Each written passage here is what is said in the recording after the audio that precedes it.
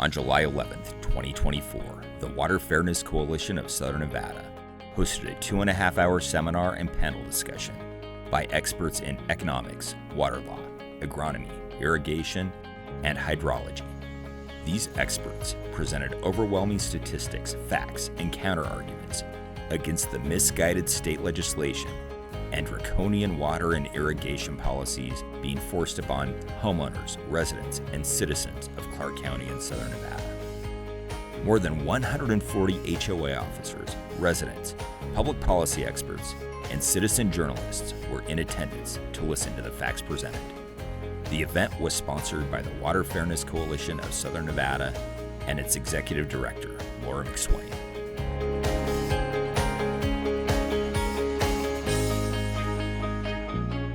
Laura McSwain here, president and founder of the Water Fairness Coalition. As part of our mission, it is to help educate the community and try to break things down into digestible parts so that people can have a sense of what is really going on with our water policy and the effects that it may have on our community. As part of that education, being that Southern Nevada Water Authority is really not paying attention to us when we go to our meetings and when we try to reach out to politicians, all things that we will continue to do. We're coming to you directly, we're bringing in experts, and we recently held a luncheon at Spanish Trail Country Club. We were the sponsors. We brought in 5 speakers. It was about 2.5-hour luncheon, well received, well attended, but we want to be able to bring this to the broader community. So we videoed the luncheon, and for this exercise, we've broken it down into 5 digestible parts.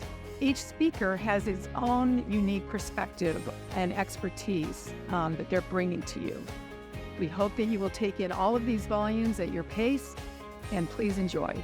Welcome John Music, 50-year water warrior. He's going to be presenting the law of the river. If I say anything to offend anybody, I'll let myself out. That is a line I heard a guy use at the last conference I attended on water in New Mexico. He was a retired rodeo clown that saved bull riders from the horns of the bull. And he had everybody in the audience, last guy to speak, including all of the executives, all the state public officials, applauding at what he said, which is, you have a good goal, but you're going about it the wrong way. You're siloing your approaches. And he says, if we do that in the bull ring, somebody's going to get hurt. We have to be horizontal and vertical in our application. We have to look forward and backward. So I share that with you because this was a rodeo clown that was smarter than all the PhDs, lawyers, and engineers and politicians in the room, and made some real witticism. He's from Texas, I'm from Texas, so I had a kind of a bonding with him. If you want to know what I've done and so forth, it's in the information. My personal webpage is at johnmusic.com. It ain't bragging if you've done it. I've done it. It's there. You can look at my CV, and it goes on for pages because I'm very, very verbose. But in real simple terms, over 50-some-odd years in working throughout the Colorado River, rivers in New Mexico, Texas, Hawaii. I do a lot of work for the Native Hawaiians in Hawaii. I do all of that pro bono for them for the last 35 years, trying to help them recover their ancestral water rights. I've got a kind of a feeling about things, and one of them is use the numbers that people that are the experts in it use. I'm not an expert. I used to have a pocket square that was plastic, and I had my pins and slide rule in it, but now I carry my slide rule on my belt. But I'm still a nerd, and I like to play with numbers. But I go with what the experts say. I took SNWA's numbers and their 2024 annual report, and all their annual reports that go back, they're required by law to publish it, called the Water Resources Plan. You can get it online. Studied all 78 pages, took every number there, diagnosed it, and I said, these are really, really good numbers. How did they reach the conclusions they did? And I said, there's something not, and it occurred to me, people that use numbers can be really good at it, but they are sometimes driving an agenda too.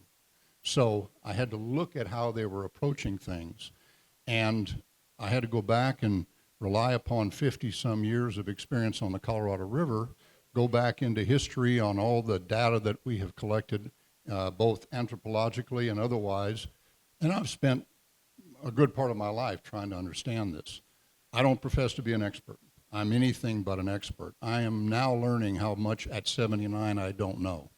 And I welcome you to dive into this pool because it is both deep and shallow.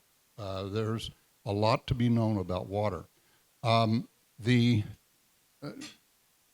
Las Vegas have to do what it needs to do to survive and grow? It has to do something. Conservation is good, but then there are other things it needs to do. The Colorado River is basically governed by the law of the river. I cite a few of the laws, but there are lots of them. There are cases, and they go on ad nauseum. And by the way, lawyers are important in this process, but they're the last resort. Engineers, consultants, accountants, auditors, scientists, these people will help you get to the right answer. If there is ever to be any change in the allocation of water on the river, it is driven by the governor, who has exclusive authority to call for, with the other basin states, a reinvestigation of this.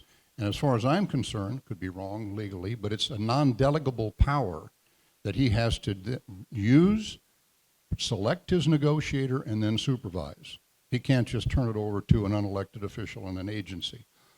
Because this is negotiation at the highest level, which then has to involve the President of the United States. So this is very important. So if you hear people talking about, well, we're going to have negotiations on the Colorado River, you better think again. You better think about, what do you have? And Las Vegas, under the law, was among the first to be allocated water out of the Colorado River before there was a Colorado River Compact. They had Nevada water rights. And Nevada water law goes back to Virginia City in the mining days. In fact, all of water law started out of what the mining camps did, and how they allocated water and protected water users. So Nevada, but in particularly Clark County, has its rights before the compact in 1922. And since that time, there have been more guarantees of those rights. Let's talk very briefly about what those rights are. We need to look at, first, there was direct flow. Water running out of the stream, they picked it up either by well that was connected to the river or by direct flow out of the river. In 1922, Las Vegas was taking water principally by the artesian wells in the area, but there were other Colorado River users on the Virgin and the Muddy that were taking water rights by direct flow, and they had senior guaranteed appropriative rights. Then dams came in, and the dams were designed around stabilizing the flow to meet the guarantees so that every direct flow user would get its water. But remember, Las Vegas is one of the first. Now, Winters versus Arizona, Winters versus U.S., it was a case started out of Arizona, was a case that said the Indian tribes, their reservation rights were perfected for them at the time of the reservation, and it's a very murky legal area that they're still trying to define what they are, but we share that seniority with our Indian neighbors, and they today are now authorized and have been emboldened to work out water sharing, leasing, purchase, economic relationships with other people so they can grow their reservations. They're not challenging your use. They are going to be a partner in enabling it. The Indian tribe that has the golf course in North Las Vegas, for example, on the Las Vegas Wash. Good folks, smart. No water, they're your friend. And they are someone you can turn to in times of shortages. You also have the allocations. Now, Compact allocated 2% to the state of Nevada, which means Clark County, which means the Virgin, the Muddy River, and Las Vegas. 2%, the 1928 Boulder Canyon Project Act that designed and built and caused the creation of Lake Mead. It said that was 4%, of the lower basin, starting at Nevada and Arizona, measured at Lee Ferry on the Colorado River. And that 4% was allocated 300,000 acre feet at the time of the compact in the Boulder Canyon Project Act, subject to decline or increase depending on how much water was there. The lower basin is guaranteed to have 7.5 million acre feet, regardless of what the upper basin needs. The upper basin has to, and that's Colorado, Wyoming, Utah, has to deliver 7.5 million acre feet at Lee Ferry, up to 100% of the flow if that's all there's there. Las Vegas is 4% of that, 300,000 acre feet. Actually not Las Vegas, Nevada, of which 276,205 acre feet are under allocation and distribution by Southern Nevada Water Authority. That number is actually 272,205 plus 4,000 acre feet from Nellis Air Force Base. But as long as we play nice with the military, I think it's safe to conclude that that's part of the allocation. That number is limited only by direct flow in the river as modified by security guaranteed by the dams. What does that mean? If the dams are not there, you hear there's a dead pool, they're going to dry up. Or let's take the worst case, the dams are gone. Las Vegas is number one to touch 7.5 million acre feet out of the river to the extent of 4%. And who's number two? Well, Arizona, California are number 2 and 3, depending on how they fight it out in court. Arizona lost a case, Arizona versus California, and so it's California first. But who takes the first straw out? Las Vegas, SNWA. So I keep coming back to what does Las Vegas have? What does Clark County, what does SNWA have? And they have a unique position on the river. The city of Las Vegas, basically Clark County, most of the metropolitan area, is very, very close to the reservoir. Obviously, then any water that is distributed from the city, like recycling wastewater in the Las Vegas Wash, goes into the reservoir. That's an important thing to keep in mind, because does any other state in the lower basin have that proximity? No. Phoenix, Arizona doesn't. MWD, Los Angeles doesn't. They do not have that proximity. They need dams to get their water. Now, Imperial Irrigation District down in Calexico or Palo Verde at Blythe, and the Indians, tribal nations, have proximity to the river, but they can use the recycling credit. Well, let's look and see what the recycling credit is. There is a formula known as exponential decay. And I don't mean to get wonky on you, and those of you who are math whizzes will be able to correct all of the numbers I give. But if you look at the first drop the first day out of the river, and you only consume 10% of that, then you have 90% left. And if you take that drop out, plus whatever is necessary to put it back up, another 10% to 100%, how long will that formula last you? 135 years on the first drop, second drop, third drop. And what does that mean? That means as long as Nevada has the proximity to the river and conducts recycling and does it efficiently, and so far they're doing it very efficiently, they'll be able to use that. Now, SNWA has in their water resource report these numbers, and I ask you to look at it because they break it down. The one thing they miss is first recycling use, what happens to the second? One of the answers is, well, we've foregone that because of agreements on the river. Only the governor can change that. So go back to the first principle. The governor has to be involved in waiving these rights. An excellent governor. He's wise, and he will help you reach the right decision on this. Look at the other states just real quickly. There's Southern California. I made that copy of that picture. It's terrible, but you can see proximity.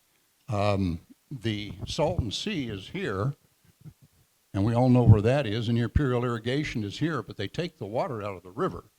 And the recycling is possible, but there's also a big demand for their water at the Salton Sea, where they're putting in new lithium mines and rare earth mines and so forth. So there are increasing demands.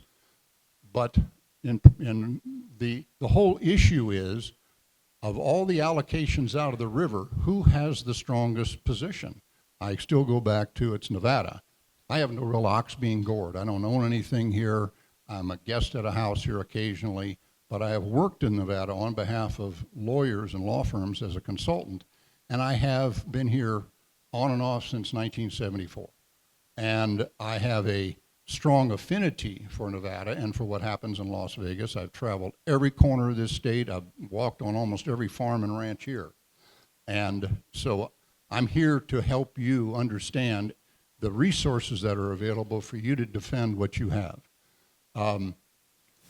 The entire issue is at the lowest stream flow, even during drought, climate change, global warming, catastrophic drought. It is my estimation that you will have an adequate supply with recycling to meet your existing needs and future growth. Okay? That doesn't mean you should not conserve. It doesn't mean you should not recycle. It means you need to have it in proper balance. If you'll look at the next chart, this is a table straight from the SNWA water resource table. It's figure 4.1. You'll find it in the resource. It's page 46, I think. And go look through it. Just look at what they have done. They should get a standing applause from everybody in Southern Nevada or Nevada. In fact, on the Colorado River, they've done an excellent job under Pat Mulroy's leadership. And I know there was some problems over the pipeline in Long Valley and what happened there, but put that aside. They deserve all the kudos for what they have accomplished. In my humble opinion, what they have done now with AB 356, AB 220, and these laws is they have lost their mojo.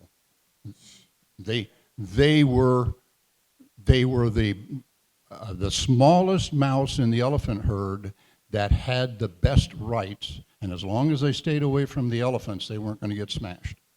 So they deserve the credit. They've been doing that for a long time.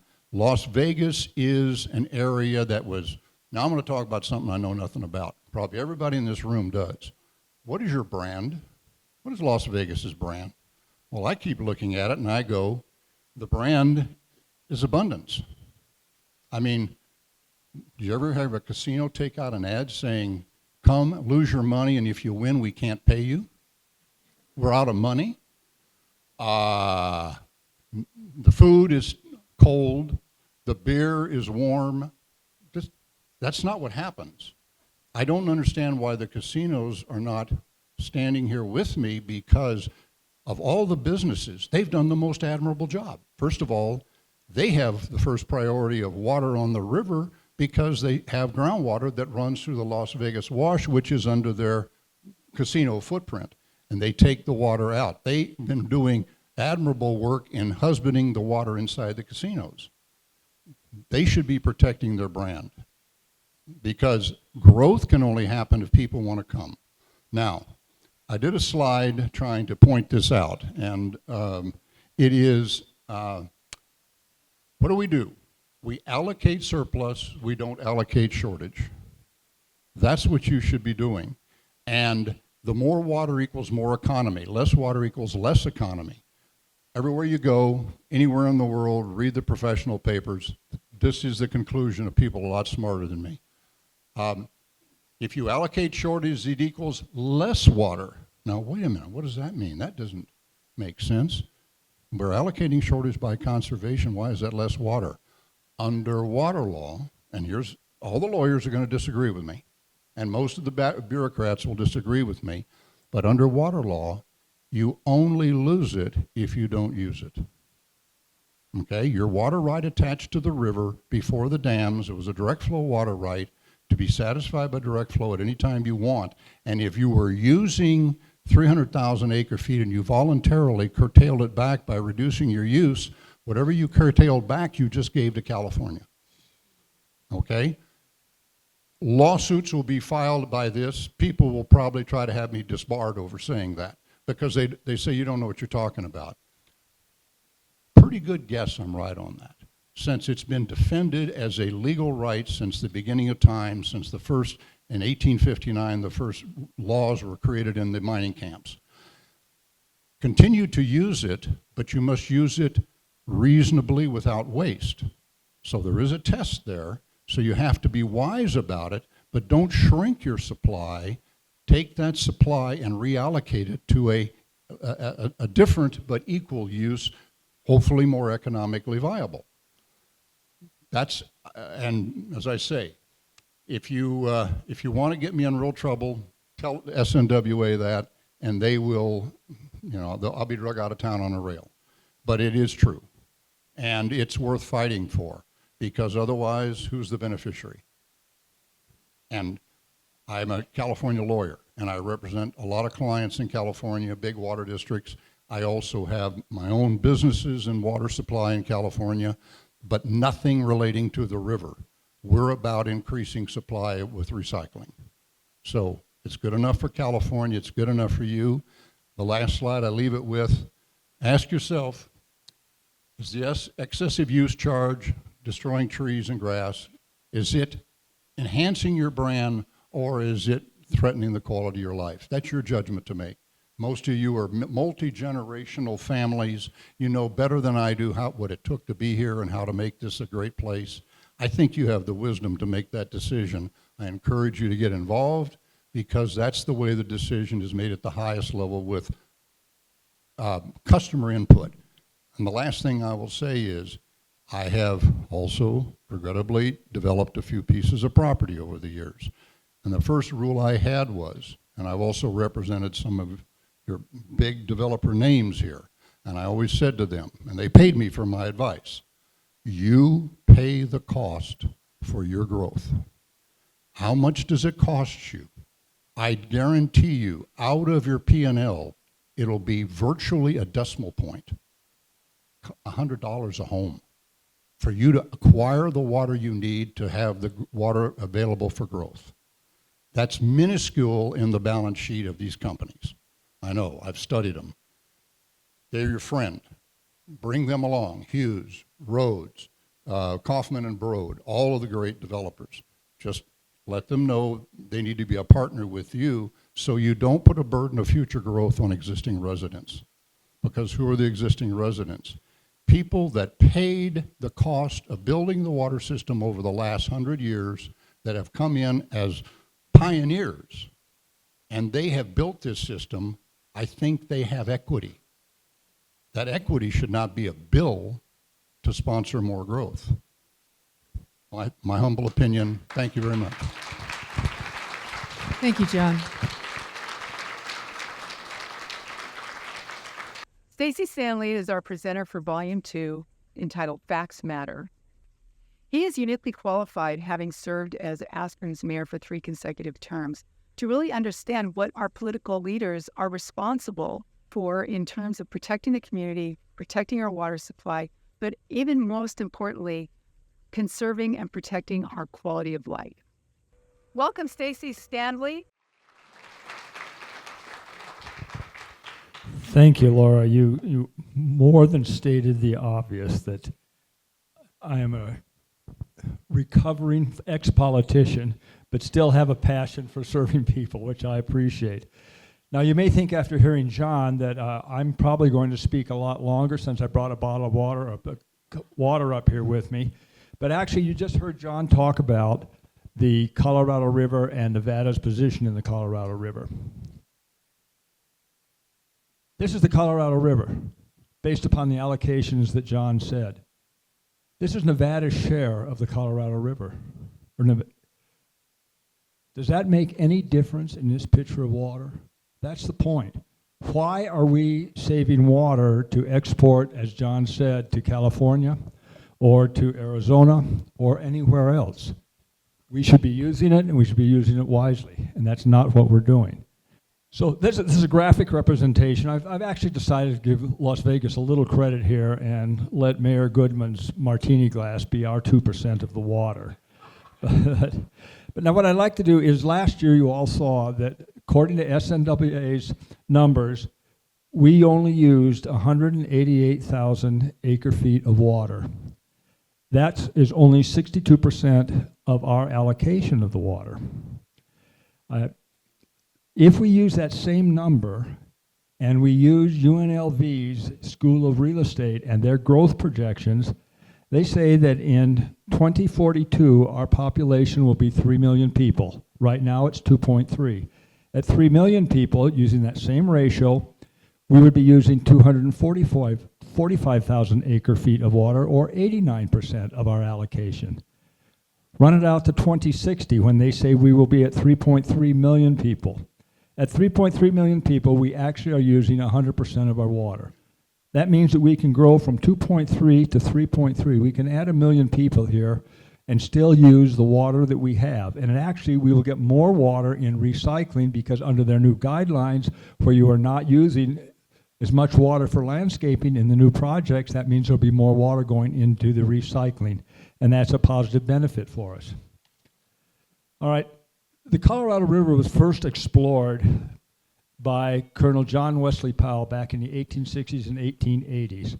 And the interesting thing that he found, being a wise man, and he was also head of the Geologic Survey, was simply this: there's not enough water to irrigate all of these lands. He went to Congress and he delivered that message to the U.S. Congress, saying simply, I tell you, gentlemen, you are piling up a heritage of conflict and litigation over water rights, for there is not enough water to supply the land. He was prescient, and he was right. And he was doing this when nobody lived here. California had already become a state. Arizona, Nevada had not. We had no population base. But he saw what the water was about and what the land was about. So what are the facts?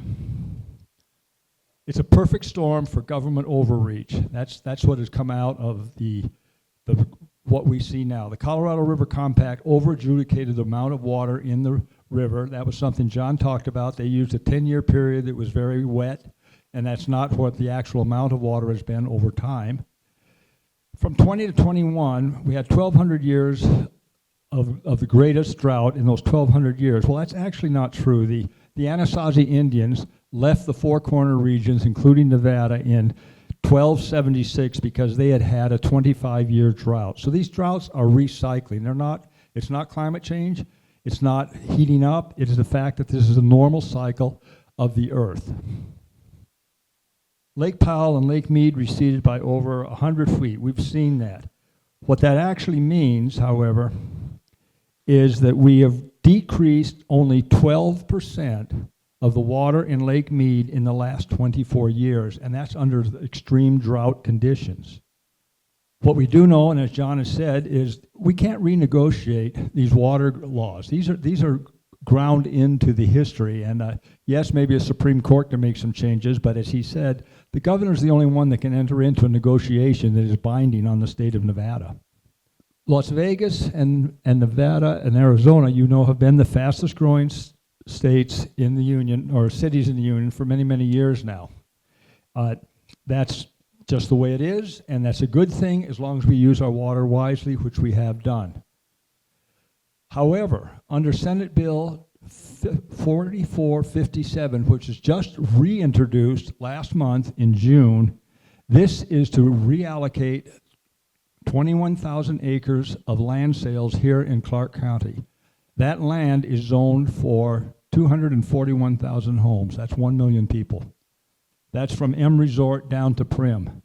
Where does that water come from? That water right now comes from our grass and our trees and our homes, because that is what AB 356 is intended to do.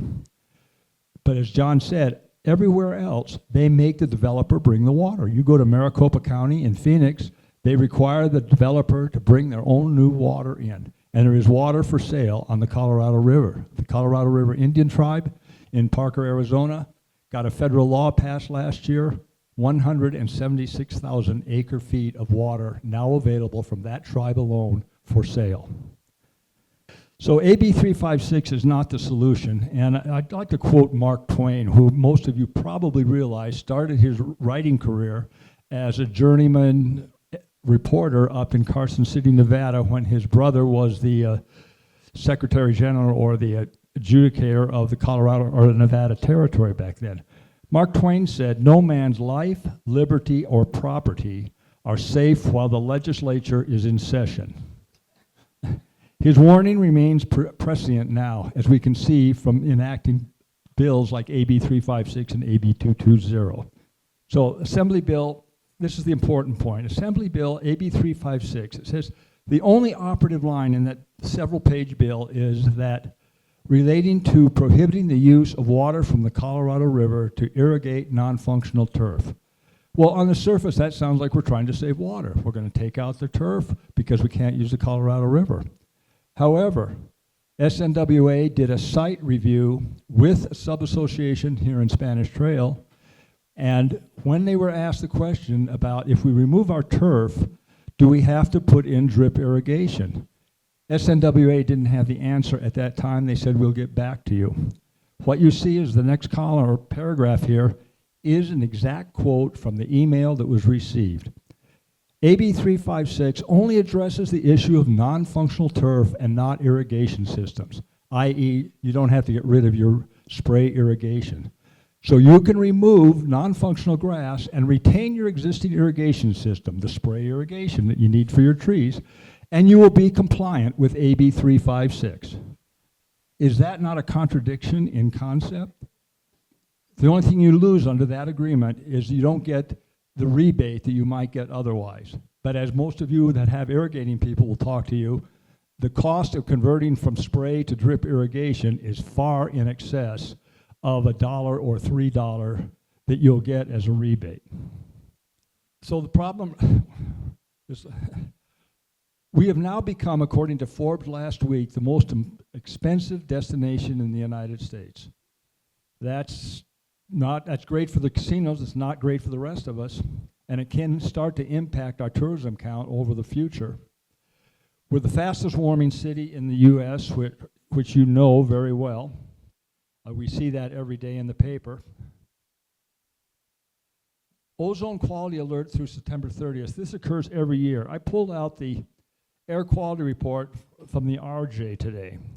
We have 8 recording stations here in Clark County. 6 of those 8 recording stations reported ozone levels above 100. 100 is the maximum safe limit. One of them is at 170.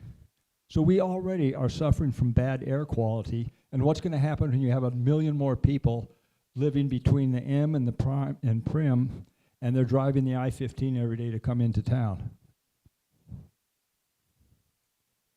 Mondale Pines, I'm only using this as an example. I'm sure that Mr. Schilling and Larry Fawson can give us much more detailed information, but we're propagated here in Spanish Trail with Mondale Pines, as you see. These were planted back in the 80s. These are mature, big trees that are giving us a great deal of canopy and cover and coolness in our community.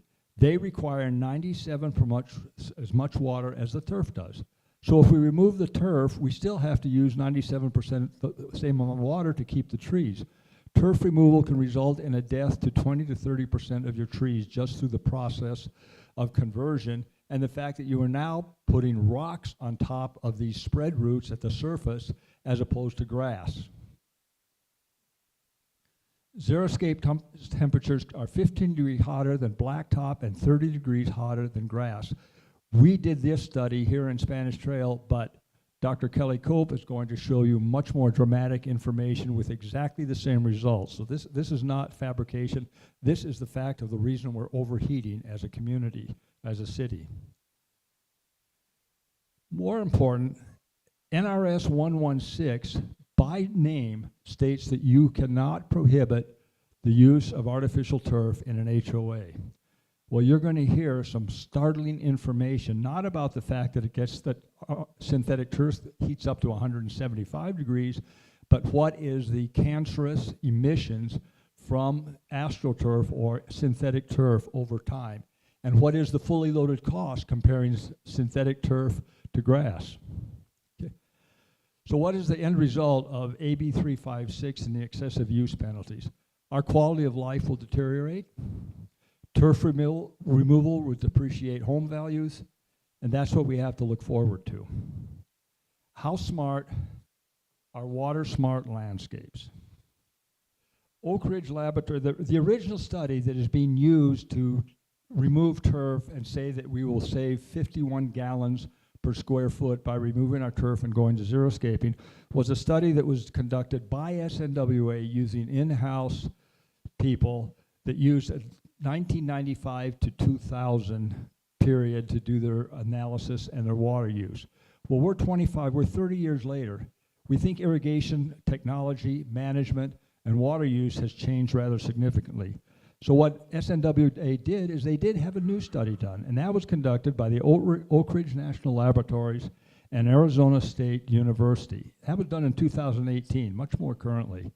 That study showed that the maximum savings from xeriscaping is 18%, not the 36% that the Socoville study suggested 20 years earlier.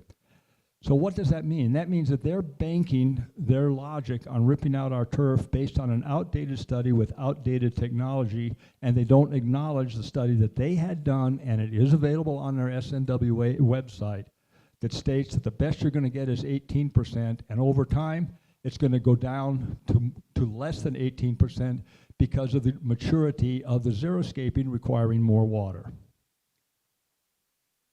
So what's the impact of AB 356 on communities? This is important. I've not put the names here because I'm trying to protect the innocent as well as the guilty. But the top 4 are all townhome sub-associations here in Spanish Trail. The bottoms are all single-family homes. What you see is the townhomes, because they are excluded from definition of single-family, even though the U.S. Census classifies them as single-family, Clark County Building and Zoning classifies them as single-family, and the appraiser includes them as single-family, but SNWA, they don't care.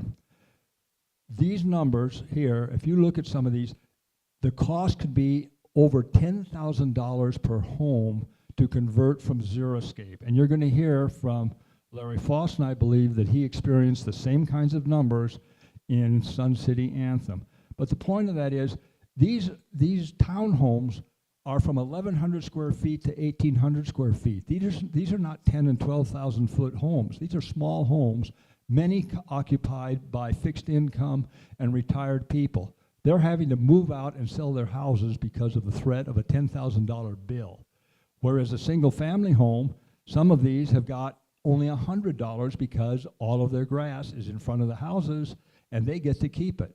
So this is an inequity that is absolutely disingenuous and needs to be attacked. So you did see that we hit 120 degrees on Sunday, and we've had 5 consecutive days that have been over 115 for a new record. The result of that is, as we have got the second highest heat-related death rate in the United States. And now that may not sound so bad when you think that, well, Phoenix is obviously hotter, but the point is, we're only the 25th largest city. So we're small compared to 24 other cities, and yet we have the highest death rate because of our overheating. So what is the impact of that? This is an article that was in the RJ earlier this year. And the first part of it, and this is Dr. Ben Leffill, UNLV professor. He said if extreme heat is in Nevada is going to, believes tourists may take a look at going somewhere else. That's a pretty obvious question or answer. Second part of that is we have turned our habitat into a weapon. Removing the grass creates the weapon. It's a desert out there, and we need to reduce emissions while at the same time begin to adapt and protect people, which means protecting our environment. Okay. So my impression is that SNWA has thrown the residents of Clark County under the bus through the types of activities that they are engaging in to make themselves feel good about what a great job they're doing as the mouse in the field of elephants on the Colorado River. So the climate of Las Vegas. First, too hot. Second, too dry. Third, not so fabulous perhaps. Fourth, thank you SNWA. We appreciate all your efforts to destroy our economy and the quality of our life and our environment. And I leave you with a simple saying that Teddy Roosevelt, who was one of the founders of our national park system, said clear back in 1912. Leave it as it is. The ages have been at work upon it. Man can only destroy it. Thank you.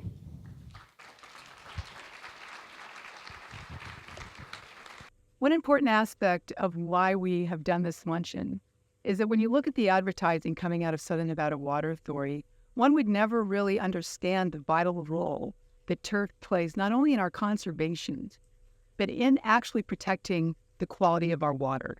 Welcome, Dr. Kelly Cope, our Facts and Fiction Luncheon Volume 3 presenter.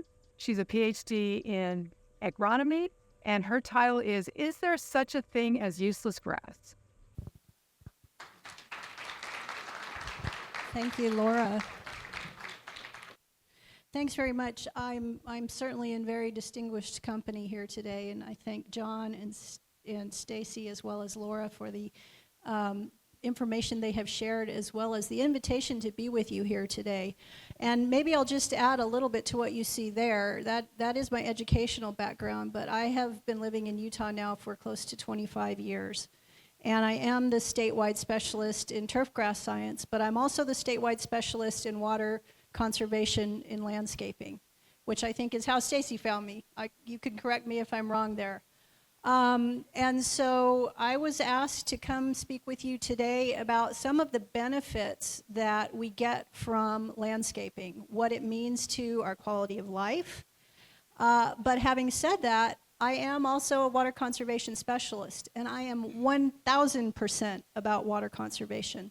But I am not about pretending to conserve water, which in my opinion is what is happening with this turf removal program, as well as some of that which is starting to happen in my home state of Utah.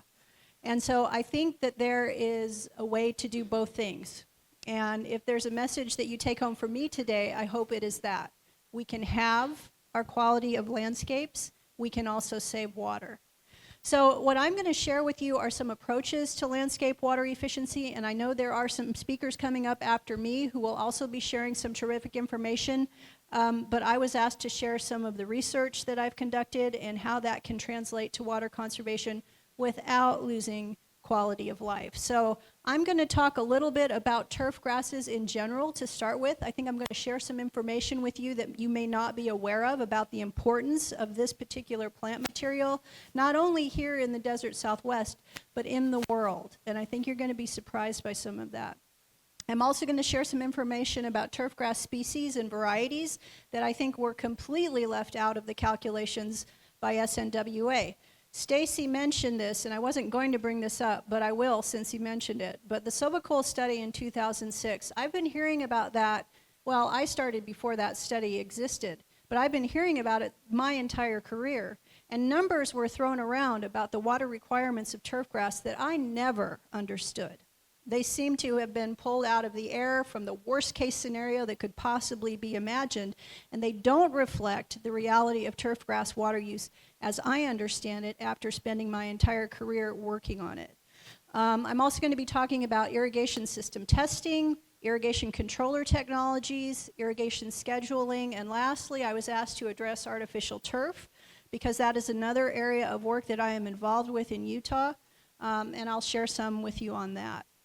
So the term non-functional turf, I hate, as you might imagine. And I would argue, and I think it's completely defensible from a scientific perspective, that all turf grass is functional. And I'm going to explain why as I go through here today. Before I do that, though, I just want to mention that on this planet, there are more than 11,000 perennial grass species. They are on every continent. They are in every ecosystem. They are not something evil or to be avoided. They exist everywhere. Not only that, 3 of the 4 largest producing crops in this world that feed more than 60% of people on Earth are grasses. Wheat is a grass. Corn is a grass. All of those serve a lot of functions for us. So grasses are something that I think are to be used wisely. I think they can contribute to our quality of life, and they have a lot of functions. Some of those functions, like any other plant, and I get really frustrated when they're presented as something otherworldly, like they're not even a plant, But like every other plant, they produce oxygen, they sequester carbon, they filter water, they reduce heat, they perform so many functions that improve our quality of life. So, for example, the world's best soils, and I do have a degree in soil science somewhere up there, the world's best soils were formed and developed under grasslands. This is well-known fact. And they work in those systems to improve soil structure because of the very extensive rooting systems that they have. They also improve air holding capacity, they improve water holding capacity, they prevent erosion, which is a huge benefit. They enhance microbial diversity in the soil, which is the measure of soil health. And they also host many, many beneficial insects as well as other animals. So they do a lot to protect soils in the world. They also serve to help with stormwater retention and biofiltration, which is why when you see a lot of stormwater retention basins, what's growing there? Grass. Yes. It's growing there because it can filter the water that flows there and remove a lot of pollutants as well as nutrients that may be there in excess. So they serve that purpose there. They help to accumulate debris that might exist, chemicals, sediments, and other pollutants. And a fairly small area of lawn can actually capture huge amounts of water.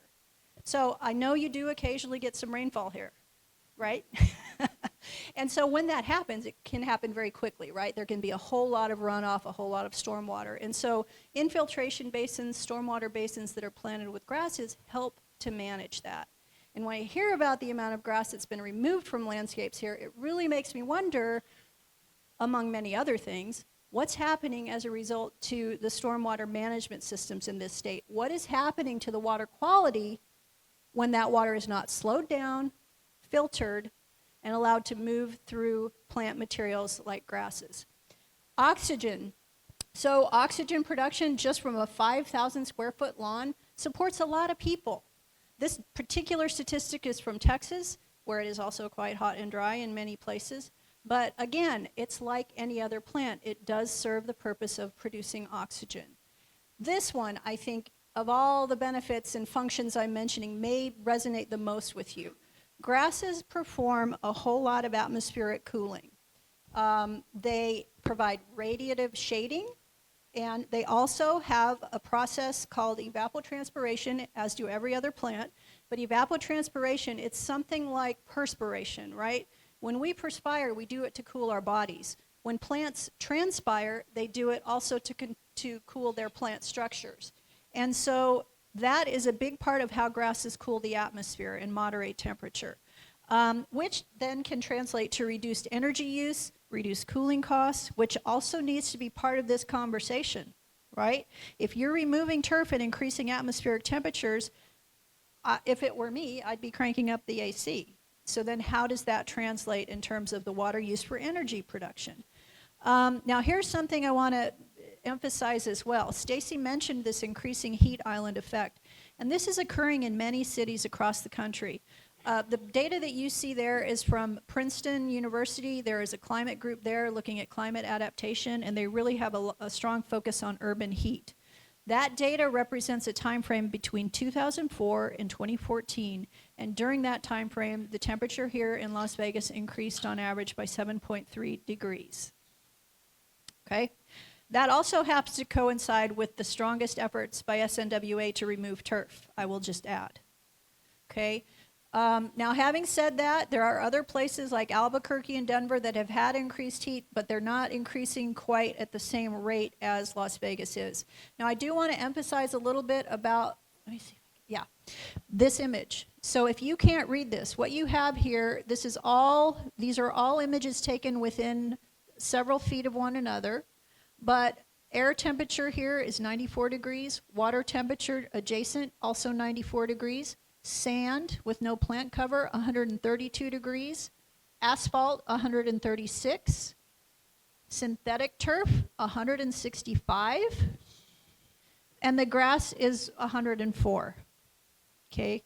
So it does perform that very beneficial function of atmospheric cooling. Also, carbon sequestration. Carbon is something that I'm concerned about because of the impact it can have in atmospheric conditions, as well as temperature. And we know that as grass roots die, they decompose into soil organic matter, and they are actually incredibly effective at sequestering carbon.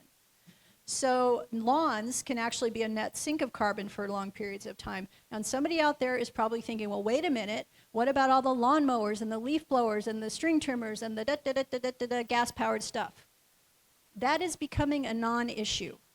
We are so quickly moving in the landscape industry, and I'll be curious to hear what my landscaping friends have to say about this, but we are so quickly moving to electric equipment that's becoming a non-issue, right? So this balance of carbon and the criticism that, oh, all the equipment just outweighs it is simply not the case. It wasn't even the case before when we were using all gas-powered equipment. Grasses still were sequestering more carbon than was released in their management. All right, now I am going to move into some research, but I'm going to try to keep it higher level so you can ask me questions at some point if you have them about this work.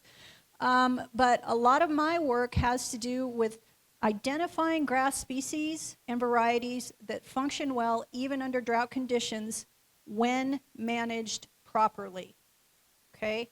And that is something else I think was left out of the 2006 study that was conducted here in Vegas. I think that the proper management and optimal, to go a little further, management was not considered. And selecting those drought-tolerant grasses and cultivars is critical. I'm not out there saying we need to pour water on grass. I'm out there saying we don't need to remove it. We can do better in terms of species and variety selection and certainly management. And we can keep them in our landscapes so that they perform all the functions that I just mentioned. So we participate in a number of different species and variety trialing programs at our university. These include the ones you see listed there. As far as I know, we participate in more of these programs than any other university in the country because we are trying to do better in managing our landscapes and maintaining the quality of those landscapes. So we participated in a number of these efforts, and I think bottom line for you all is how these tests are conducted. So in some cases, we impose chronic drought stress, which just means we cut the irrigation in half and just watch what happens. In other cases, and these are much more striking, and I'll show you some of these results, we use acute drought stress, which means we enter the growing season with everything looking as best as it can. High quality grasses, everything completely plant covered, good color, etc. And then we stop irrigating. And we don't turn on the irrigation again until the worst performing variety or species only has 25% green cover. And at that point we start recovering, we start irrigating for recovery and monitoring how that recovery happens and quantifying the percent green cover, which by the way is the measure by which we determine turfgrass performance under drought. So just as an example, and I'm focusing on a species of grass here called tall fescue because it's the one that I've been working with Spanish Fork on. Spanish Fork is a city in Utah. Spanish Trail. It's the species that I've been working with them on. And so what you see there are a number of different varieties of one grass species called tall fescue. Do they all look the same to you? No. Okay, I'm noticing as I look at this, there's some sort of rough looking stuff here in the middle. But look at all the rest of this, okay? These have all had no irrigation at this point for 10 weeks. 10 weeks, okay? So obviously some are better than others, but that's the point of these trialing programs. It's identifying what's been developed by the turfgrass seed industry, which by the way is to be commended for all of the effort they have put into developing these lower water use varieties. But you can see the differences, and this is how they make their marketing decisions. They work with universities like mine, as well as other universities in the country and world, this is international effort, to identify those that do best. Some varieties were looking great even after 6 weeks without irrigation, and I will also tell you that once this study was over, we kept it in the ground and we stopped watering it, period. We stopped watering it. And there are still plots out there that look just as good as this, if not better. So my point is just that we have a lot of options. There has been so much work done to improve the water use of grasses, and they don't need to be ripped out to realize water savings. I want to share with you some information as well about a project I conducted with Salt Lake City. This was a public and private partnership in which the city provided to customers at cost low water use grass seed. Before they did that, we did a demonstration project with them to quantify water savings. And what they came to me with was, okay, Kelly, we're using 36, typical Salt Lake City resident is using 36 inches of water every summer to irrigate their grass. We need to cut that in half. Can you help? Yes, actually, I can help. And so we set up this demonstration project with a lot of informational support. This was the first demonstration site. This is a pump station site on the west side of Salt Lake City. The existing turf in this landscape was mowed very short, so it didn't require cutting it out at all. We used a non-selective herbicide to kill it, and then we overseeded with the improved varieties, some of which I showed you in the previous slide, and top-dressed it with some compost and allowed it to establish. So we did this in October. By November, this was very well established, and this is what it looks like today. I'll also point out that they were using this as a demonstration to say, okay, you know, if we're trying to emulate a home landscape, we may not need all of this turf, but we still want to have enough to play on and recreate on, and so we're going to keep this much, make a few changes in the exterior, and transition this area to low water use grass. And so that's what we did, and I can tell you that in every year subsequent to this installation, the water use on this particular property has declined. It's 40%. It's declined 40% from what it had been. Okay, so this is a project that has now been rolled out. Lots of residents have received this seed. They are clamoring for it now, and it's actually transformed the market in Utah because private companies are now selling this seed. And there are sod farmers that are growing these products. And so it's really been a market transformation. Okay, moving on to some other approaches. Another big effort that we take in Utah, this is a program I've been involved with my entire career there, is irrigation testing, sometimes called auditing. I call it a water check because I don't like the term audit, but that's basically what we're doing, is evaluating irrigation systems. I send pairs of employees out to homes, to HOAs, all kinds of landscapes. We have voluntary participation, so people sign up with us and then we make an appointment with them to come to their property and evaluate their irrigation system, because I would say 99.9999% of people never see their irrigation system in operation, so aren't necessarily aware of the problems that may exist. And so that's what this program is about, identifying those problems, making recommendations for repair, and providing a customized irrigation schedule based on what we measure on site. We use a tablet-based application to collect this information, and that allows us, at this point I have a database that it's a bit overwhelming at this point in terms of the amount of information there that I need to do some evaluation on. But we have, over the years, done evaluation of this program to see how much water savings is achieved. And so in this case, this was 2 summers ago, we used Flume Smart water monitoring and leak detection devices that attach to a water meter to evaluate the efficacy of this particular program. And these water monitoring devices collect data every 5 seconds. And we did monitoring before a water check or irrigation test, and then we monitored their water use after the water check. And what we found was that participants reduced their water use by between 20 and 30% just by this one intervention. There was no change to the landscape. It was just by giving them a customized schedule and showing them what some of the problems were with their irrigation system.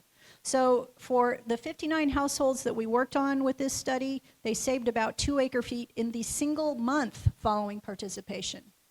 So you can imagine that if you start looking at that on a cumulative basis, we're talking about a lot of water. And this, by the way, is the most recent evaluation of the program, but it is consistent with previous evaluation that we did in the 2010s. Okay, so very effective in terms of water conservation. Now we also have, as part of our Center for Water Efficient Landscaping, a program called Water Maps. which looks at landscape irrigation and compares it to actual plant water requirements and identifies properties that have what we call good capacity to conserve, right?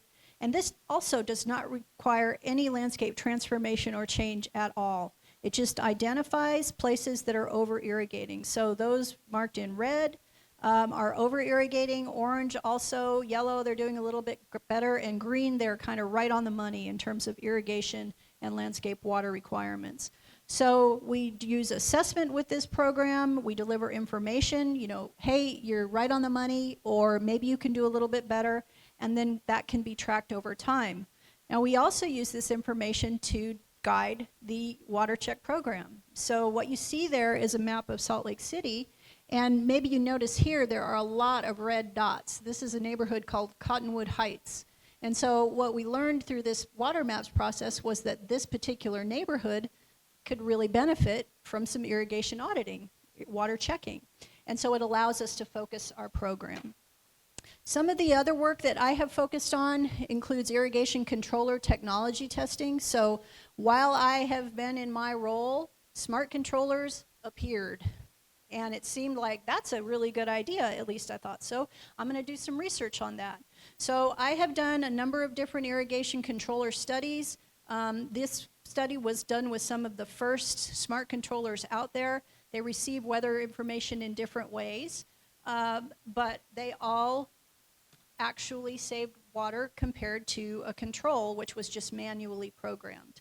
So we had a Weathermatic controller, a Rainbird controller, that's an ET Manager cartridge with that, and we used a Hunter XC400 just for the manual program part of that. More recently, we've got a lot of new controllers out there that are Wi-Fi based. So they require an internet signal to get their weather data.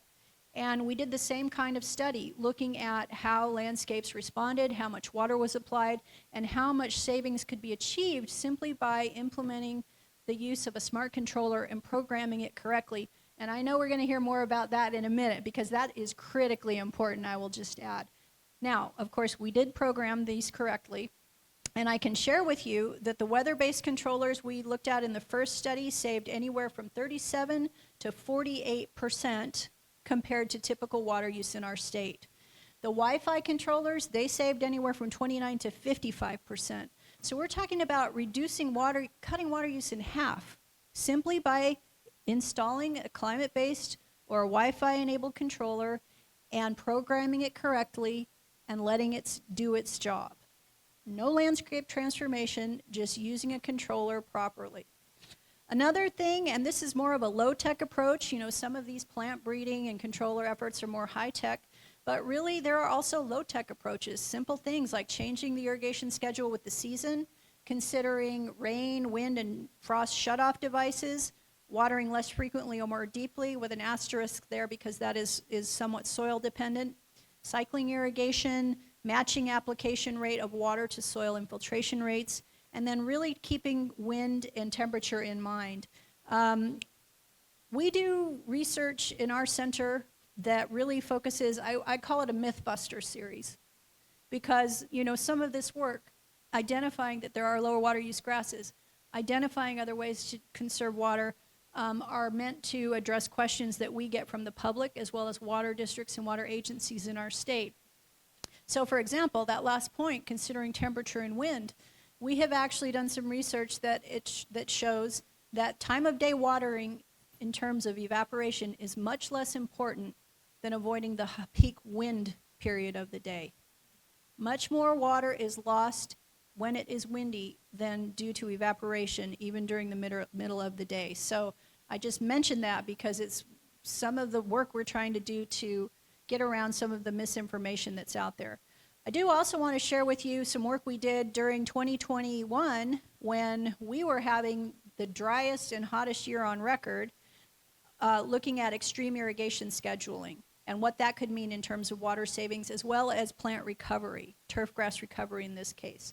So we had an existing stand of Kentucky bluegrass, which, you know, Kentucky bluegrass. Yeah, all I ever hear is how bad Kentucky bluegrass is. We can talk, I will talk with you at length about that if you would like. But this study, we had 9 plots. 3 of those were getting irrigated 1/4 inch of water per month. 3 of those were getting 1/2 inch of water per month. And 3 of those were getting 1 inch of water per month. That's it. And we were trying to demonstrate how well these grasses could recover. What you see here now, in August, things are looking a little rough, I grant you. But by September, things started recovering, more so in September and more so in October. The yellow squares surround the plots that were receiving 1 inch of irrigation water. And so we started to get really decent recovery, even under those what I would call extreme irrigation conditions. And what you see here is the percent green cover early season, then there was none. But then look at the recovery once things cooled down, okay? This would have been in October. So it was back to a level of acceptable cover and quality by the time we finished that irrigation season. Okay, now I want to spend a little time talking about artificial turf as compared to natural grass. And I'm starting to use the term natural grass a lot more as opposed to turf grass because I think it gets confusing.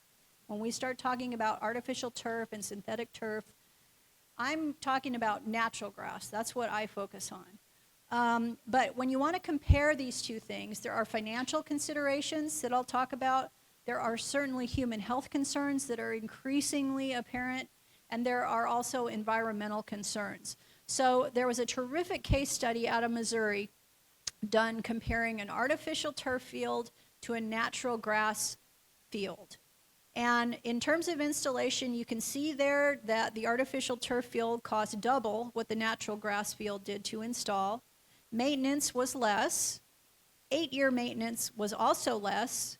But the 8-year total, when you compare the two, is vastly different, okay? And I would add, with the artificial turf, you're not realizing any of those functions that I showed you in the beginning, right? So it's not just a question of dollars here. And this was a real life cycle analysis. Now, the typical synthetic field, the manufacturers will tell you needs to be replaced every 8 to 10 years. When this stuff was installed at the football stadium on my campus, it did not last 10 years, that's for sure, because guess what? The end zones melted, okay? And that's because of the heat that I was showing you in that atmospheric cooling slide. Natural grass fields, in contrast, are viable for at least twice that, if not longer. And again, you're realizing some of those functions and benefits. Something else that the synthetic turf industry doesn't talk about a lot are the disposal costs for that stuff. They will tell you, oh, you can take it out of your football stadium, Utah State University, and just give it to the school down the road. They'll want that. It won't cost them anything. Guess what? They don't want that, and then we have to pay to dispose of it, okay? And that is no small feat because you can imagine how much it weighs, how difficult it is to roll up and get on a truck into a landfill. It is no easy task. So there is a lot more to it in terms of disposal costs. Now, moving on to human health, and I had to really cut things down because I couldn't talk about everything I would have liked to. But I can tell you that there are some chemical injuries associated with artificial turf, some of which are due to crumb rubber infill, which for those of you who may not be aware, many sports fields in particular are filled in with crumpled up recycled tire, automobile tires, okay? It's called crumb rubber. And in that crumb rubber, you have a lot of chemicals, including aluminum, cadmium, chromium, copper, iron, magnesium, manganese, molybdenum, SN, sulfur, zinc. But this is to name a few, okay? Selenium just came to me. So rubber can contain all of those things and more, in addition to creating fine particles because of play, which then players can inhale, and that can create issues. Now, I do just want to spend a minute talking about fire. California went headlong into turf removal a while ago. And there were a lot of companies that really promoted the use of synthetic and artificial turf. It's been within the past year, but I was part of a call and heard from a fire department chief in Thousand Oaks, California, who said, and I quote, "If we roll up on a home with artificial turf in the yard, we keep going." The reason being that when that stuff burns, you have that much more toxins created in the atmosphere. Silicosis is another thing attributed to artificial turf, creating nodules and scarring in the lungs, skin and lung issues, asthma, dermatitis, cancer concerns because of the exposure to the chemicals in rubber dust, and PFAS. How many of you have been hearing about PFAS lately? Okay, it's in everything. It's in everything. I live in a ski community. It's in ski wax. Changing all of that now. But this PFAS is also part of synthetic turf. And so it has been well known to create issues with cancer, liver damage, any number of human health issues, okay? So, and I'll show you a slide in a minute. It's been absolutely banned in Europe for this reason. And something else that never comes up, which kind of blows my mind with synthetic turf, are the bacterial aspects, especially when it's used for so many sports applications. So I have the opportunity to tour a lot of different sports facilities, mostly natural grass, but every once in a while they say, oh, and here's our indoor practice facility with the synthetic turf. University of Utah as an example. I visited there once and looked at their indoor facility. And there are people walking around with liquids, and they're pouring them here and they're pouring them there. And I said, what's going on with that? Oh, well, you know, the players, I'll be a little indelicate. They spit, they throw up, they fall down, they get scraped, they get cut. There is a lot of bacteria out there. And so we have to use antibacterial agents on this stuff to try to reduce the number and types of bacteria out there to prevent injury. Okay? In addition, anti-static. So we're putting down what is essentially Downy out there to reduce static on these fields. Just a number of maintenance practices where this stuff, a huge frustration of mine, is that it is sold as a low maintenance, no water material. Absolutely false. Absolutely false. You saw the temperature I showed you. It has to be irrigated just to make it usable, right? And I've heard accounts of student athletes with their cleats melting out there because it is just that hot, okay? So that is not a no water situation. That is not a no water situation. And I'm not even going to get into it here, but the orthopedic injuries associated with this stuff as compared to natural grass are also overwhelming, shocking. And I think what's going to happen, and it's already happening a little bit, professional sports players are now saying, no, I am not going to shorten my career because you're making me play on what is essentially plastic over concrete. All right, now back to atmospheric cooling. I did mention this just a little bit again, but the cooling we get from natural grasses is significant. The reduced energy costs we get when they surround our homes and our schools and our businesses, also significant. And where we have this increasing heat island effect in so many cities, it is critically important that we do everything we can to slow that down and ideally reverse it, which is why we need to have natural landscaping around our homes, around our schools, around our businesses, so that we can improve cooling and reduce those negative human health impacts that Stacy brought up, which are truly, truly tragic. Some environmental concerns as well. I talked about the crumb rubber infill and some of the chemicals it contains. Primarily lead has been implicated in some of the negative effects there. Many of these elements can also leach into waterways. That's a concern, and be toxic to aquatic organisms. Metals have been found in runoff from these fields, as well as other issues with invertebrates and creating toxicity there. And PFAS, again, that's another concern here as well. So artificial turf, once it was hailed as a drought fix, but now California is also moving to restrict its use. In Utah, I worked with Salt Lake City to craft public policy and city ordinance that does not allow its use because they were looking ahead and seeing some of these negatives. Fortunately, their city council was also on board, and that was passed.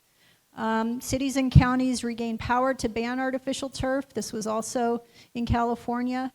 And there is now a law in place that allows local governments to ban artificial turf amid environmental concerns, not to mention the health concerns as well.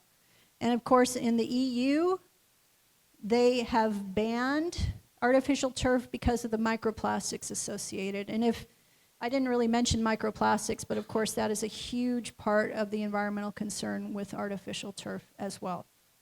All right, so I'm wrapping it up here. I do just want to talk about actual water savings and the water savings potential of some of these approaches as compared to what they're suggesting you do here in Las Vegas. So natural grasses that use less water, they can reduce water applications by 30 to 40%. Simple irrigation system testing can reduce water applications by 20 to 30%. Smart irrigation controllers, up to 55% water application reduction. And then appropriate irrigation scheduling, which doesn't require a smart controller, can also save as much as 50% of water. So these all have huge potential. What I'm currently working on now is what happens when we start stacking these things, right? I've got projects now looking at all of this in one, right? How much water can we actually save when we implement all of the truly water-saving measures we know of? And we do know of them. And I can't for the life of me figure out not only why SNWA, but I'll point a finger at Met in California as well, why they didn't go these other directions, right? Why they chose to take a path that resulted in the loss of landscapes and so many negative unintended consequences. It really boggles my mind. It really, really does. I'm not sure why they didn't take some of these less expensive, by the way, less expensive and more effective approaches to landscape water conservation. I will tell you that ripping out turf grass does not magically make somebody a good irrigator. Those two things do not go hand in hand. If they did not know how to irrigate before, they still don't know how to irrigate. Okay? So I'll leave it there. I really appreciate your attention, and I'm happy to answer questions if we have time. Welcome, Larry Fawson. It's all about the data. Our Volume 4 presenter from our Facts and Fiction Luncheon.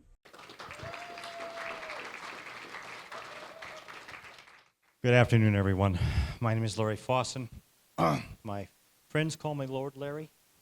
And that's because where I worked at previously, I had 100 employees, and I was promoted 5 times in 6 years. So I started out as a facilities landscape person and ended up being an assistant facilities director, overseeing one of the largest HOAs here in Nevada, Sun City Anthem. 7,144 homes, 120,000 square feet of residence, 140 acres of landscape, 800 valves, 70 controllers, and over 3,000 trees. So quite an endeavor. So I have a couple things to let everyone know. I did bring my NITRAC board book today. It'll be sitting over on that table, please. Most of you have not seen this. This is the actual data that we had to sit down and make our decisions with, why I sat on that board. And I'll tell you a few stories about that also. So when I was assigned and asked to be on the board, I was the only individual that was a landscaper, which I thought was kind of odd. So that day, my first day there, I actually went into the board, never made it past security. Because, as a landscaper, I carry these. It was a lethal weapon. Didn't almost make it into the meeting. I came directly from work. I didn't know what to expect. I was in my sweaty clothes, my work boots. And I sat next to a gentleman who was in a 3-piece suit, probably worth $3,000, who ran the MGM. My wife seen me on TV, and well, I never came undressed again. So as I said, I've been in this industry almost 6 decades. I will tell you that I feel I'm one of the most fortunate men in the world. I have 2 women in my life, the one I married for almost 40 years and the one I worked for almost 60. And the reason why I'm lucky is because I've never had both of them mad at me at the same time, ever. So we're going to get started. First, I'd like to see who's actually representing an HOA here. Okay, you guys all have RFPs that you put out for your landscape maintenance. Could one of you just voice how many pages in your average RFP that you mail out? Pardon?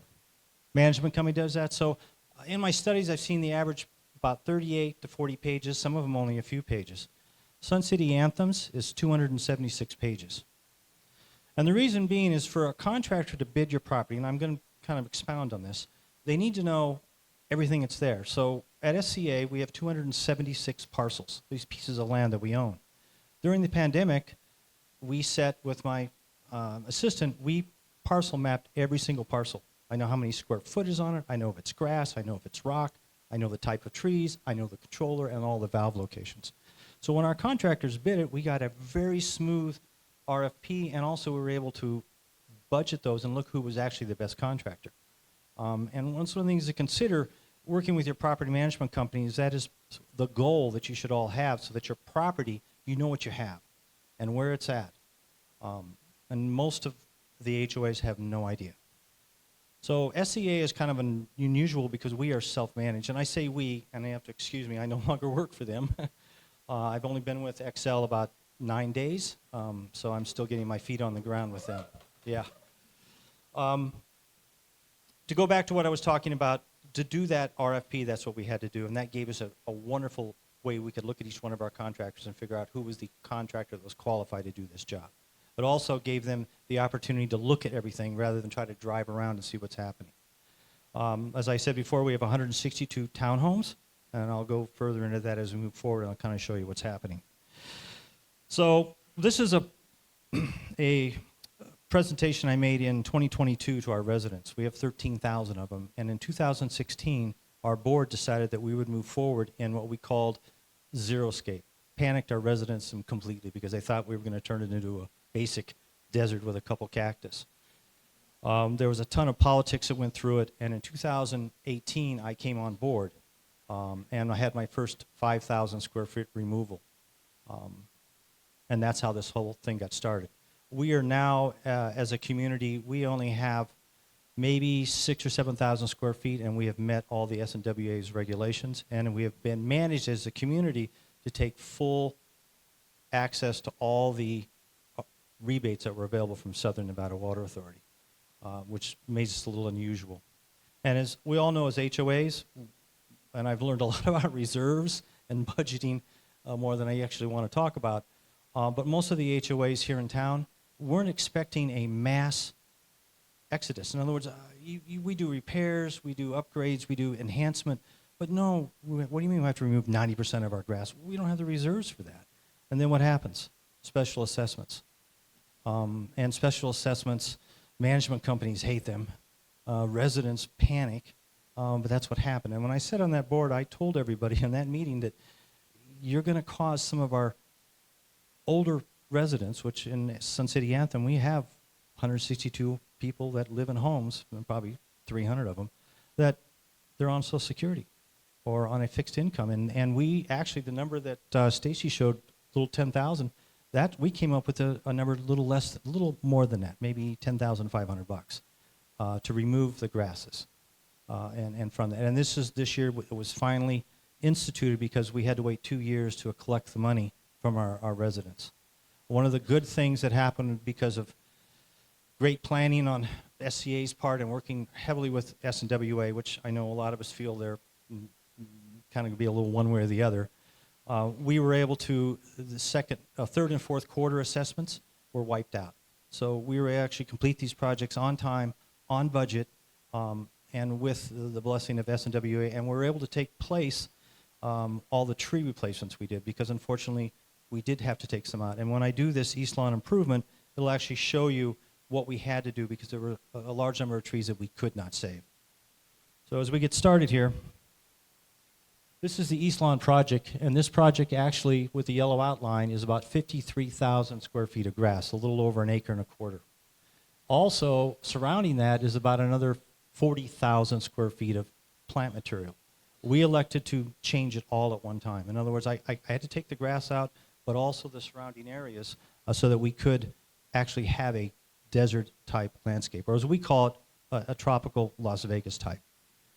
So why was the East Lawn considered non-functional? Well, it looks pretty there, doesn't it? Del Webb, when they built that was the centerpiece. No one realized it's about a 25% grade. The only time that grass was used was during snowfall, on our residents' toboggan down there with the grandkids. To mow that, we actually had to have special mowers that had to have weights on them, because if not, they just slid off the slope and would tip over. So here's the shot of the east lawn, and the next photograph is going to be graphic, so please everyone kind of bear with me, but you can see the massive amount of trees that were in there, and some of them Mondale pines, and all the other ones behind it were Raywood ashes, Modesto ashes, honey mesquites. All those trees were diseased, every single one of them. Ash decline is rampant through this neighborhood.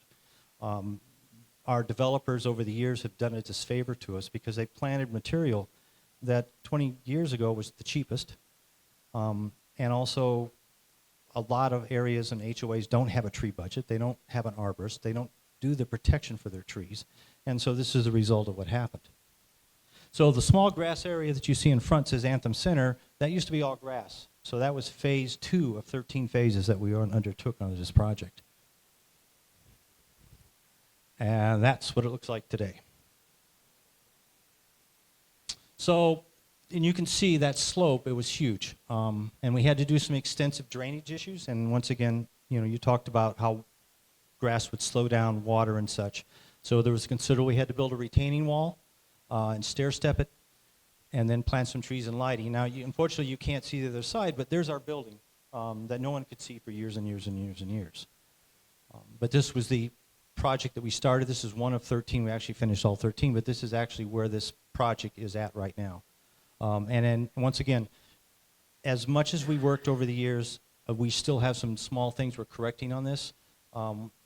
The architect was out of California. Unfortunately, where there's a lot of arguments with our board on what we needed to plant and not plant. And so there's some replanting being done on those slopes so that there's a little more color and such, so it does look a little better. This is the north lawn. It's considered functional by the Southern Nevada Water Authority. Once again, this is an area that was on the backside of our building. It's about 2 acres, and we have probably 15 to 20 lawn events a year there. We have movie night, we have Day of the Dog. Thousands of people could be on this grass. And so we were able to save most of this.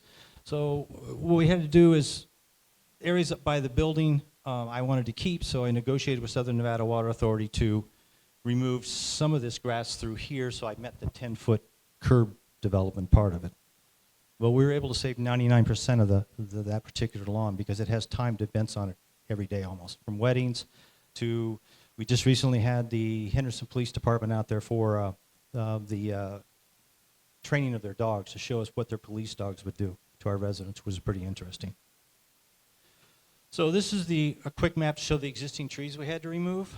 One of the reasons why I said that most of them were diseased, about 70% of them, and they were in decline. The other one was because they were watered by grass. The roots were exposed. I had 40-foot sections around the trees, literally, where there's roots all over the place, and there's no way we could have saved those. And then the money to save them, they're already in slow decline, so we had to remove them. This is a construction legend that showed you that front where we built the retaining wall and some of the things we had to do to make that happen. There was extensive grading, once again, because our roof is 120,000 square feet of roof. There's thousands and thousands of gallons of water that come off the scuffers, so we had to make sure that water, as it came down, had a particular route to get through to the base to get to the storm drain, which is down on the road. One of the things that we did, this is in the front of our building, we needed to make our residents become part of us. We had to convince them that this was the right thing to do, because when you first seen it, it was all this wonderful plant material, but in reality, it was a high maintenance costs, high water costs, things like that. So we actually put a legend, and every one of those little things says Golden Barrel Cactus, Lantana New Gold. We actually made a little sign, which you'd see at a nursery, and nice metal that showed the plant material, and our residents could come out and go, wow, I like that plant. And what, I want to put it in my house. So we spent a number of years just showing our residents what we could do and what we were happening with and moving forward. And one thing that made SCA different was we have a nursery. And I say we, I'm no longer there, but sorry about that. And when I got caught with a nursery, I had about 300 blue agaves, and the board brought me up and said, what are you doing with agaves? I said, I'm making tequila, and we're going to name it SCA. And they laughed, but that particular nursery would generate $20,000 in plant material costs that we could use throughout our facility. So it made us a little different because we actually have a nursery that we grew cactus and some plant material that we could put to our native areas. So this is the really fun part, and I have to walk over here because I don't know how to use the pointer. This is an actual graph from the water department done wrong, because that's how the water department likes to show everything. So if you look here, you'll see 2010, 89 million, 92, 95, 93, 95, 106 in 2015, and in November of 2018, I started here. And Water Management 101 hit. And we went from 100 million to 71 million. We saved 29 million gallons of water, and we never took out one piece of grass. So, and you see the next year, another decrease of 2.5 million. So what I had to do to make this happen was the board didn't want smart controllers. I have 70 controllers, okay? 21 miles a day I had to drive. And every day I'm doing this ET form, which, you know, I think you'll agree is I had to kind of longhand it, and by the time I got a 4-foot long symbol, I said, oh yeah, turn the water down 5 minutes. Got it, okay. And I would drive 21 miles every day and change every single controller. And then after about 3 months, I saved 5 million gallons of water, and my board goes, oh, wow, you can have centrals now. So we installed a large portion of our material as centrals so that we were able to control them on a daily basis and use them in what we call smart mode. So you can see the dotted line that's dotted with the black, that's the actual water. And then you can see as we move forward for the various years, and it's all up there, this actually goes to 21, how we were able to start putting our water together so that the lines kept really close. You can see they're almost identical all the way through. The top green line was because of a water meter issue that the Southern Nevada Water Authority didn't get fixed, and we had to use that number. They did finally rebate that to us, and that graph actually goes down. But you can see here's December, November, and how this is all moving, and before how it was always spiked. And look, here in December, it was still way up there. And it shouldn't have been because that's one of our coldest months. This is what I see every day when I get on my controllers.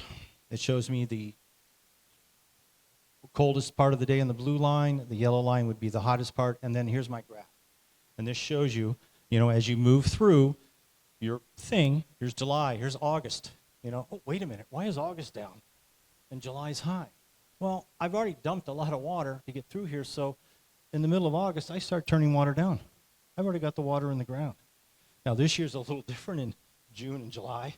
We're a little hotter. September, October, and it should be a nice, smooth graph. It shouldn't have a lot of spikes on it. Spikes means you're not actually paying attention to your water bills and what's happening.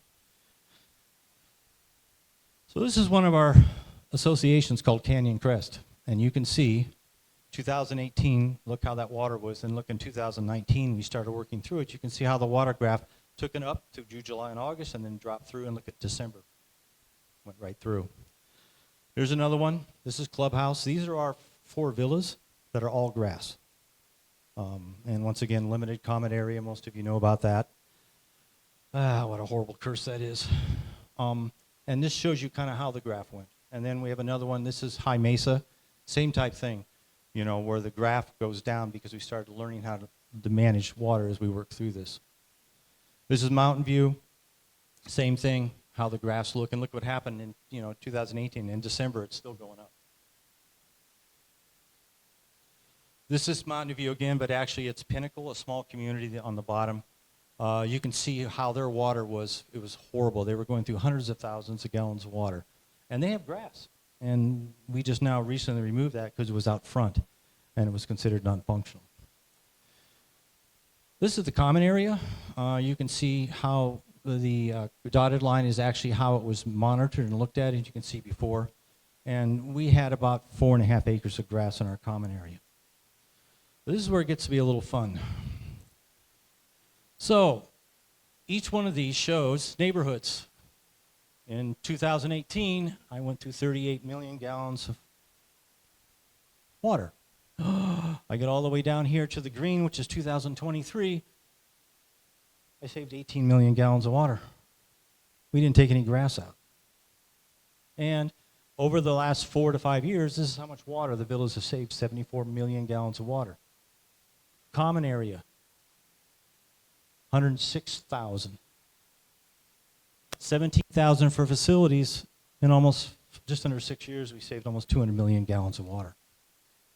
So this year was the first time that we've done, a lot of grass removal in the villas. If you took that 200 million gallons of water and you put it in a football field, you'd have 600 feet of water above you. You would even survive the physical weight of it behind it. Or if you take it on my 140 acres, everywhere you'd see here, 140 acres, you'd have 4 foot of water. You guys would all be sitting with water up to here. That's kind of an impressive amount of water to save and do it in a water management way rather than just rip everything out. Unfortunately, we did negotiate with Southern Nevada Water Authority, and we were able to keep about 50% of our grass. Our residents got to keep the backs, and we got to keep some of our larger areas and few of our, I would call it, dog areas that we don't call dog areas, to allow residents to have that part of it. I think that's probably pretty much it. I'll have to go back. But I do want to say one thing to everyone so you get a feel for it. Smart controllers are not smart. They are not smart people. You have to program them. You have to know your soil type, sprinkler type, plant type, soil type, the little biospheres that are around. And what happens is you're going to buy the smart controller, and your vendor is going to come and put all that information in. But you can't just, it's like your car. You have to maintain it. You have to put tires on it, oil changes, gas, clean the windows. If you don't look at your controllers on a daily basis and monitor them, you're going to find yourself going, I just spent 20 grand and my water bill is even higher. And so water rates are going up. I saved 8.5 million gallons of water at SCA last year, less than the year before, and my water bill was 10 grand more because the rates keep changing, and it's very hard for us to keep that curve. But one of the things I'd like to point out is that water management is a tool. It's not perfect. I look at my water controllers every single day. I look out 2 weeks ahead for weather. And unfortunately, even though we try to keep them on smart mode, when it gets this hot, these controllers can't react fast enough because the data coming in is at midnight. Well, the next day here in the desert, it could be 100 degrees, and the next day it could be 20 degrees. But so during the winter, summer months, I take them off smart mode and put them on Larry mode, just because I can work through them that way for those 3 or 4 months. But that's kind of what we've accomplished, and I even though I sat on the NITRAC board, I still think that this should have been considered because we lowered our water usage, not the bill, I keep telling everybody, by 62%, which comes with your data really close. And I was shocked because I have no one to talk to. I live in a little bubble up there, and I had a laboratory rat that I could play with, and it was a lot of fun to make this actually happen. But you need a proper water manager. You need a proper plant person to walk through your facilities and come up with a program. And it should be a partner. I just want to make one last little thing. When I set our vendor down and said, guess what? We're going to control the water. SCA doesn't let our contractor touch the water at all. They work as a partner with them, not us. I keep saying us because I think I work there. And our contractor ran away. He said, I'm not doing that. And it took 3 months for him to come back to us, and we're still doing it. And I told him, listen, if you let me do this, I will promise you will have centrals. And we did get centrals in 3 months. I promise you that the effective use and the ability of your crew, I'll make your company 11% profitable. Their company was 14% profitable. So we work as a team and constantly changing contractors, and we're going that. You're back to square one again because none of you have the data. And the data is important so that you can continue working through this. So remember that, this guy's 20 grand higher. Well, maybe there's a reason why that company is. And everybody tracks the low bid. And I'm telling you, low bid is not the way to go. At SCA, I wouldn't do that. I researched that contractor. I looked what they were doing. I didn't take just a price because that price could be low and it could cost me and cost our association. So take those things into consideration. But once again, this is what we were able to accomplish. I may not agree everything with Southern Nevada Water Authority does, but I think they could have approached this a little differently. I love grass, and it's one of my favorite things to roll around in and have fun with. So once again, I thank you all. Thank you, Larry. Welcome, Norm Schilling, our Volume 5 and final presenter from our Facts and Fiction Luncheon, The Love of the Trees. Yeah, I do want to thank you all for hanging in there, and I promised I would be, I wouldn't go over 10 minutes, so I'm sure I'm keeping under 30. I'll aim for 9.5, though. I do want to say one thing. There was some talk about being really wise in irrigation, being very thoughtful about it, and being responsive to the environment as you think of how to irrigate. I worked for the water district for many years. My father was an engineer there. I was in the conservation department. I was very proud to be a part of that. And I'm a conservationist. I'm an environmentalist, deeply in my soul. In 1999, I was part of a team that came up with that card that you all get in the mail that say what days, what times a year you can water how much, and how in the fall you're to cut back to 3 days. I'm here to tell you September is no longer the fall. September 1st last year, it was 205. It should have been 105 degrees, and that is not fall weather. When I got here in the 70s, the 80s, the 90s, it was fall. It's not anymore, and they need to change with the time. I'm hoping that I can, as the final speaker, I can be kind of like the rodeo clown that John mentioned earlier, and hopefully I can wrap it up with a little bit of wisdom, but I'm really a little intimidated by the speakers that have preceded me. They really know their stuff. What I'm good at is, I think, trying for many years to educate people in down-to-earth language about how plants and trees work in your garden, in our landscapes, and in our urban forest. And I just want to talk about the trees and the lawns. Now, some species of trees will actually perform better when the lawn is removed. Mesquites, acacias, palo verdes, desert willows will often perform better when they're not on lawn water. But many of the species that we have in our urban forest, and many of which I like to refer to as our heritage trees, will perform much better. So basically, as you look at this picture, that's what really blows a lot of people away. And that amazed me when I first discovered this. We tended for many years to think of the root system of a tree to kind of mirror the canopy. It's this root system that goes very deep. But what it actually is, it's like a plate of roots, and most of those roots are in the top 2 feet of soil. In fact, 40% are in the top 6 inches, then 30% the next 6, 20%, 10%. Below 2 feet, there's not much root development because there's not much oxygen. But they extend out 1.5 to 4 times canopy diameter in the wild under rainfall. And given irrigation resources in our lawns, that's what they do. Plants are very smart. They're very responsive to their environment. And what they do is they develop their root system out to take best advantage of existing resources. So when we've had trees, that have grown in our landscapes, in our homes, in our communities for many years with lawns, they've developed their root system to take best advantage of that.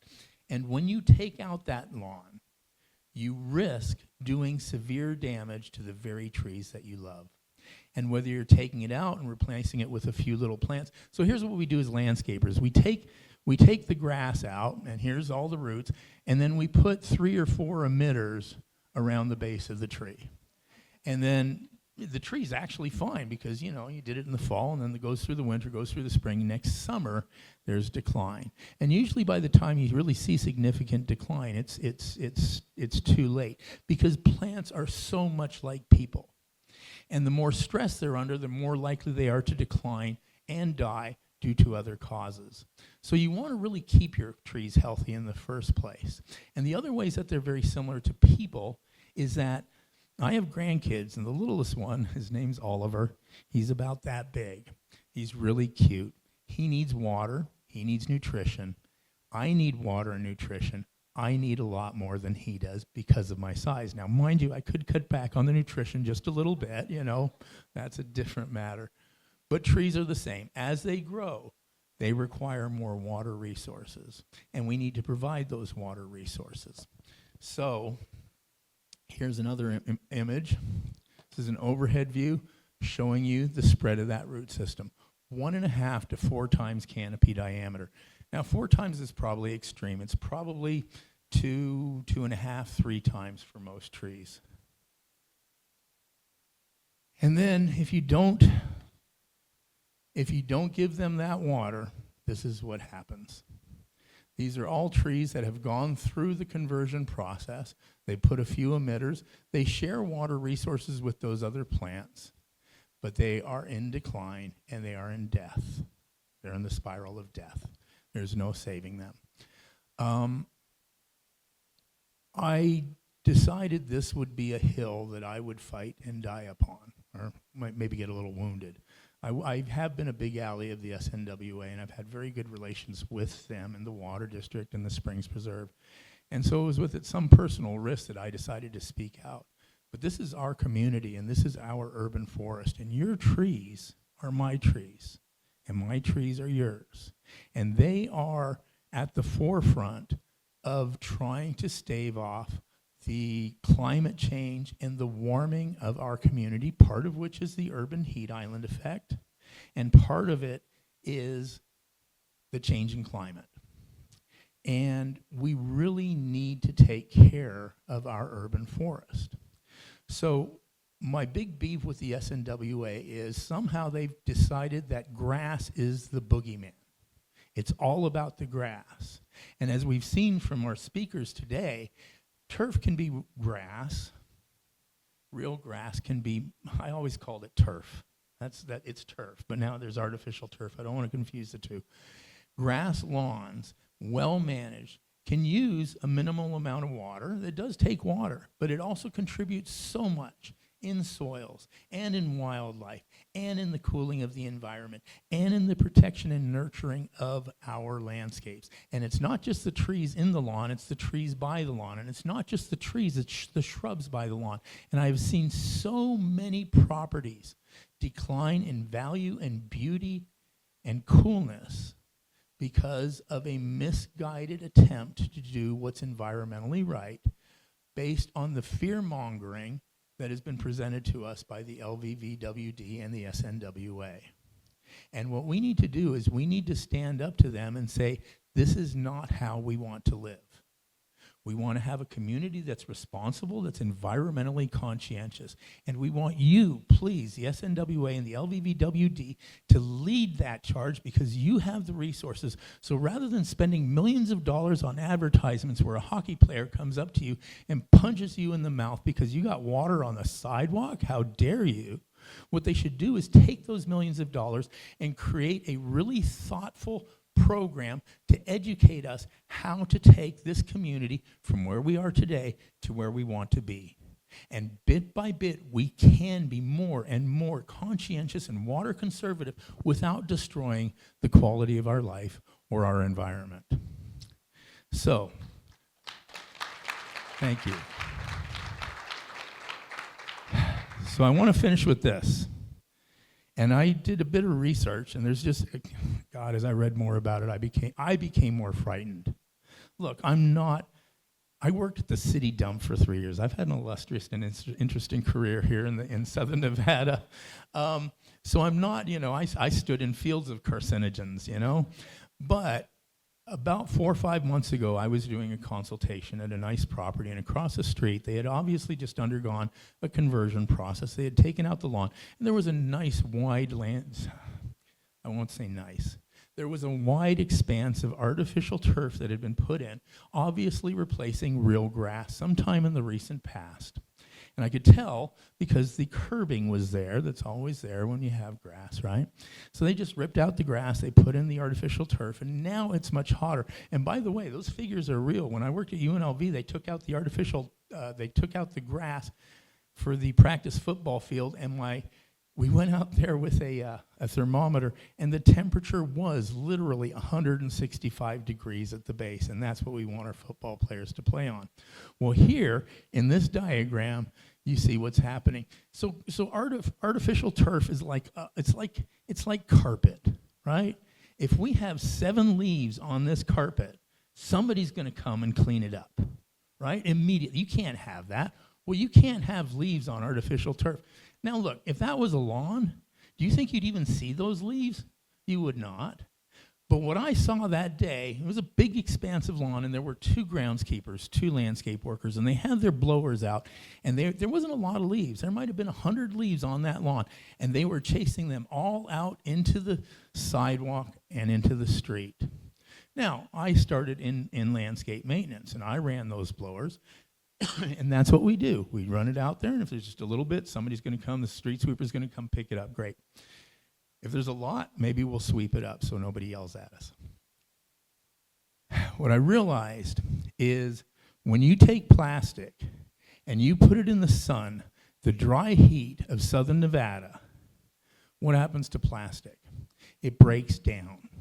And I've been hearing about microplastic and our consumption of microplastic and the chemicals that are in there, including the PFAS and the PFOS and all the other benzene, and there's a list here somewhere in my pocket, I don't know, it's horrid. And what they're doing is they're taking all those microplastics and they're kicking them up in the air. And all that plastic, that rubber infill, they're kicking that into the air. And what they're doing is they're blowing it out into the street. And then when the rain comes, one of 2 things is going to happen. What's more likely to come is a car.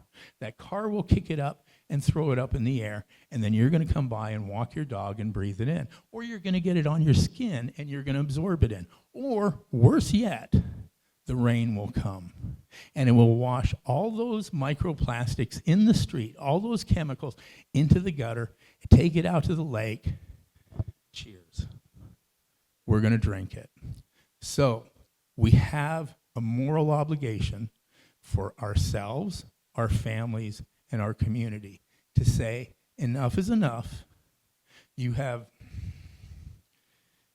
fed us a line of bull. You have punished those of us who have larger properties. You have punished the families who purchased a beautiful half-acre with lawn, with a walnut, with an almond, with some nice healthy ash trees. And now that family has to make a decision between paying the water bill and paying their mortgage. And then those trees are going to die. And those are my trees, and those are yours. And this is our community, and we need to fight for it. Thank you. Thank you for joining us. We hope that you found this informational, educational, and inspirational. And if you did, please consider joining us, registering for our organization, and making a contribution so that we may further educate and expand this knowledge throughout the community. It is an important effort. We want to preserve our quality of life here in Southern Nevada. We are a growing community, but we need to grow smartly, and growth needs to pay for itself. Please consider a donation to the Water Fairness Coalition. Thank you for your time and your attention.